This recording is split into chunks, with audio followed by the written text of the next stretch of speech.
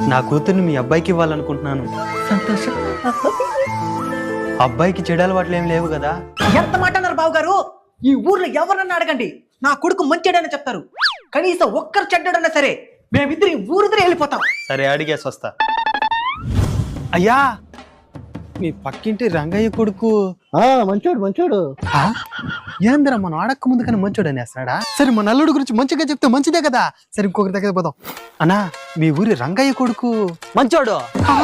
నిజంగానే మన అల్లుడు మంచోడు. థ్యాంక్స్ నా. ఊర్లో అందరిని అడిగాను బాబు గారు, అందరూ మీ అబ్బాయి మంచోడనే చెప్తున్నారు. చెప్పినాను కదా నేను ముందే. సరే, నేను వెళ్ళి ముహూర్తాలు పెట్టుకొని వస్తాను. ఇంతకీ మా అల్లుడు పేరు చెప్పలేదు.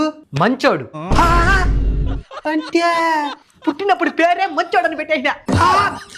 ఈ మనుషులంతా ఇంతే, మనం ఎన్ని మంచి పని చేసి ఒక్క చెడ్డ పని చేసినా చెడ్డోడే అంటారు. అందుకే నా కొడుకు పుట్టుకతోనే